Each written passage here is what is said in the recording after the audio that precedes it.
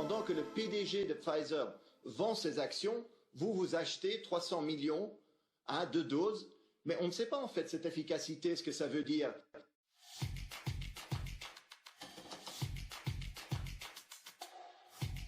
Vous avez signé de très gros contrats avec l'industrie pharmaceutique. Et quand les citoyens européens vous demandent de voir ces contrats, vous répondez qu'ils peuvent aller voir ailleurs, que vous n'avez pas de compte à rendre. Ça me semble faux. Alors j'ai fait une petite enquête moi-même.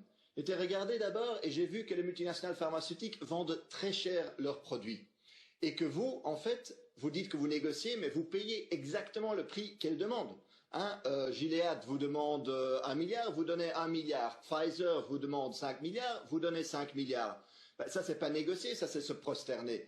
Deuxièmement, j'ai vu aussi que vous ne savez pas exactement ce que vous achetez. Parce qu'on a eu un communiqué de presse de Pfizer sur ce vaccin. Pfizer qui dit notre vaccin a 90% d'efficacité. Très bien, ça donne espoir. La bourse explose. Mais pendant que le PDG de Pfizer vend ses actions, vous achetez 300 millions de doses. Mais on ne sait pas en fait cette efficacité, ce que ça veut dire. Est-ce que ça veut dire que vous êtes protégé des symptômes légers, mais aussi de la maladie grave? C'est pas dit. Est-ce que ça veut dire que c'est uniquement les jeunes qui sont protégés et pas les personnes âgées? Tout ça, c'est des questions auxquelles nous voulons des réponses. Et finalement, avec tout cet argent dépensé, nous ne savons pas s'il y aura un vaccin pour tout le monde. Il y aura des gens qui n'auront peut-être pas accès à ce vaccin. Alors sincèrement, je trouve qu'il est temps de commencer à rendre des comptes aux citoyens. Arrêtez de protéger Big Pharma et publiez, s'il vous plaît, ces contrats maintenant. J'ai une question très simple parce que ça fait quand même 2 ans maintenant que des gens essayent de définir le macronisme. J'aimerais avoir votre définition, Édouard Louis, du macronisme. Pour vous, Édouard Louis, c'est quoi le macronisme? Pour moi, le macronisme, c'est dégoûtant. Je dirais vraiment ce mot-là. Je dirais que c'est vraiment dégoûtant. Cette espèce de pulsion comme je disais tout à l'heure, cette espèce de pulsion de détruire la vie des plus précaires, comme s'il y avait une sorte de mission divine. D'ailleurs, cette espèce de séance vidéo ridicule de Macron, où il se parle comme un illuminé en disant « je sens une mission qui me serait comme ça donnée ». Et c'est vraiment un gouvernement dégoûtant qui s'en fiche de la vie des gens, qui s'en fiche de ce qui se passe. Et puis, c'est tout un système du macronisme. Quand on parle aux macronistes, moi, quand j'entends quelqu'un qui soutient Macron, heureusement, j'en croise pas beaucoup dans ma vie, mais parce qu'il y en a de moins en moins, et puis vraiment, c'est pas mon monde, quoi, c'est pas le monde que je fréquente. Mais quand j'entends des gens qui défendent Macron, je dis, mais par exemple, le fait qu'il ait eu une politique migratoire très dure, de refus d'accueillir les migrantes et les migrants, quand l'Allemagne en a accueilli plusieurs centaines de milliers, par exemple, et que la France est un pays très riche qui pourrait le faire, et que ces gens meurent, qu'est-ce que vous en dites? Qu'est-ce que vous dites de ça? Et on vous répond « Ah oui, mais non, il y a autre chose. » Mais non, il n'y a pas autre chose. On parle de ça, et rien que ça devrait discréditer tout le reste. Moi, je m'en fiche d'autre chose.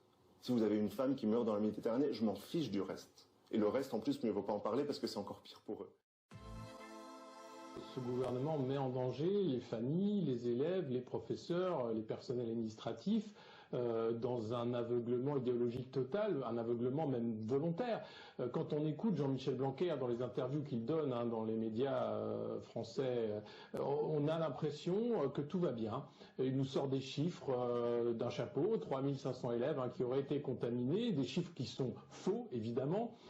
Il fait croire que les protocoles sont mis en place. Enfin, c'est quand même incroyable. Et j'espère que la population française sera vent debout derrière les professeurs pour les défendre dans la façon qu'ils ont de vouloir défendre et les élèves et eux-mêmes devant ce gouvernement irresponsable. La rentrée de septembre n'a pas été préparée du tout. Aujourd'hui, Jean-Michel Blanquer se réveille 3 mois plus tard pour essayer de préparer finalement ce qui aurait dû être mis en place durant l'été. Mais on a vu que durant l'été, Jean-Michel Blanquer avait autre chose à faire que préparer la rentrée. Le problème, il est là, c'est qu'on a un gouvernement qui fait semblant de gérer cette crise sanitaire et qui ne fait rien que gérer les conséquences pénales qu'ils pourraient avoir parce qu'ils sont responsables. Et aujourd'hui, on voit bien, ça s'active, ça commence un peu à bouger, ça reconfine parce que oui, il y a plusieurs plaintes au pénal contre les ministres, contre d'anciens ministres et contre même l'ancien Premier ministre Édouard Philippe. Donc oui, ce gouvernement a été nul depuis mars dans la gestion de cette crise sanitaire et particulièrement dans ce nouveau confinement qui n'en est pas un. Ça n'a de confinement que le nom, mais à part donner... Il y a l'impératif économique, parce que voilà, ça semble être un gros mot, mais enfin, quand on met les enfants à la maison, c'est compliqué tout simplement pour les parents de travailler. Mais c'est pas compliqué pour le gouvernement d'empêcher les petits commerçants de travailler, de faire fermer les commerces, de faire fermer des rayons soi-disant non essentiels dans les grandes surfaces. La façon dont cette crise est gérée totalement ubuesque fait que de toute façon l'économie va être mise en miettes par ce nouveau confinement. Aujourd'hui on est dans une économie zombie, massivement subventionnée avec des milliards d'argent de la BCE pour faire croire que tout va bien, pour payer du chômage partiel. Mais en 2021, si l'activité ne reprend pas, et elle ne reprendra pas, elle ne peut pas reprendre dans ce cadre actuel du Covid, eh bien nous aurons là les faillites réelles. Donc ça n'embête pas le gouvernement de créer de la faillite d'un côté. Alors pourquoi faudrait-il que les enfants aillent à l'école pour soutenir l'activité économique, puisque de toute façon cette activité économique pour de nombreux concitoyens, elle est rétamée, elle est finie. Donc non, il y a là, je crois, un aveuglement idéologique grave, parce qu'aujourd'hui, si le gouvernement est priorité, ce serait la santé des Français, et ce serait donc organiser un confinement efficace, ou des mesures efficaces. Et pour cela, je ne vois pas pourquoi les écoles seraient ouvertes. Autre chose, on a parlé de l'enseignement à distance, rien n'a été fait par l'éducation nationale pour organiser l'équipement et des familles et des établissements pour qu'un enseignement à distance de qualité puisse avoir lieu. Donc oui, il est je suis surtout d'accord, extrêmement il faut une continuité pédagogique, inégal. mais pas à n'importe quel prix. Jean-Michel Blanquer fait ce que fait le reste du gouvernement, c'est-à-dire qu'il détricote l'État, il organise la faillite de l'État. L'éducation nationale, c'est un trésor, c'est ce qui fait pour beaucoup la République. On en a parlé longuement suite à la décapitation de Samuel Paty. On comprend bien l'importance de cette éducation nationale, même si Éric Ciotti voudrait que tout le monde soit dans le même moule. C'est pas ça l'éducation nationale, c'est donner à chaque citoyen, à chaque jeune de France les moyens de réaliser ce qu'il est réellement, de réaliser son destin. Et pour ça, c'est la culture, c'est le savoir, et c'est à l'école qu'on l'apprend. Donc c'est extrêmement important. Et ce que fait Jean-Michel Blanquer, eh bien, il déconstruit l'école, il gère la pénurie, exactement comme à l'hôpital. On demande aux soignants de faire l'impossible et de gérer la pénurie. Quand les soignants demandent des moyens, on leur répond non, il faut vous organiser autrement. Et puis on ne va pas faire de la dette. Alors la dette, on en fait beaucoup en ce moment parce qu'il faut sauver les banques, il faut sauver l'économie. Mais non, il va aussi falloir sauver l'éducation nationale, sauver l'hôpital. Et pour ça, c'est quoi? C'est plus de professeurs, c'est plus de médecins, plus de soignants. C'est des gens qui vont être formés pour être face aux élèves, face aux malades. Et c'est arrêter avec ce néo-management de la terreur, de la feuille Excel, du profit, parce que c'est ça que fait Jean-Michel Blanquer, gérer la pénurie et faire que l'école soit rentable. Non, un service public, il n'est pas là pour être rentable. Et le néo-management public, qui est à la manœuvre depuis une trentaine d'années, a atteint sa limite, c'est-à-dire qu'on a rendu l'État incapable de fournir des services publics, incapable aussi de gérer une crise majeure comme celle du Covid. Regardez simplement l'état de faillite dans lequel on se trouve, parce que nos élites, nos chers élus font croire qu'ils gèrent la crise, mais non, ils gèrent simplement leur communication personnelle et leur risque pénal face à cette mauvaise gestion de la crise, parce que l'État est aujourd'hui incapable de faire face à une crise comme celle-ci et incapable de faire que l'école soit de qualité. Alors voilà, 2022, vous êtes élu. Première décision, première grande mesure. Évidemment, la plus symbolique serait la convocation d'une assemblée constituante pour passer à la 6e République. Mais je vais vous dire quand même autre chose.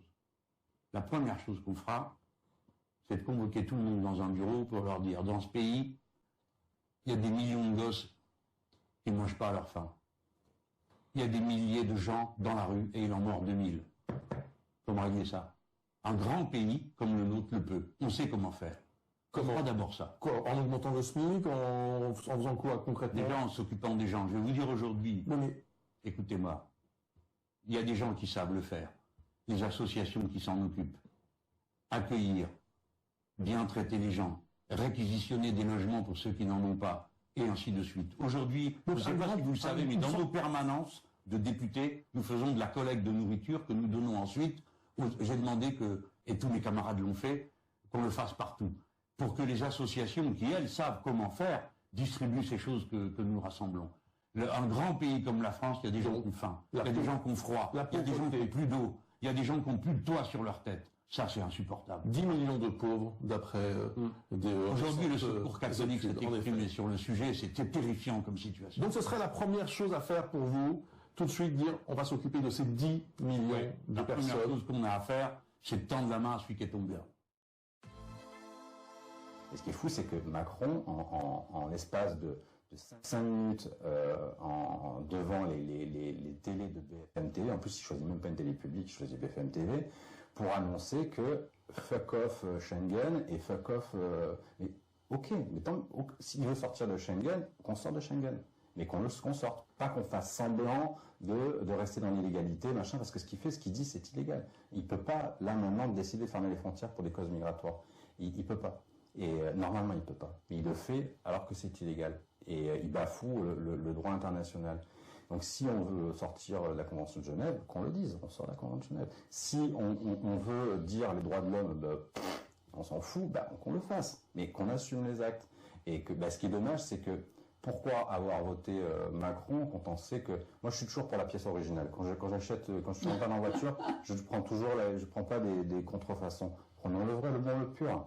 Votons Marine Le Pen, tant qu'à faire. Parce que ce qu'il adopte, fermer les frontières, sortir l'espace Schengen, etc., c'est dans le programme de Le Pen. Autant qu'à faire, autant voter pour la pièce originale. Là, Macron fait de l'extrême droite à 2 balles. Donc, en marche vers le FN, peut-être, je sais.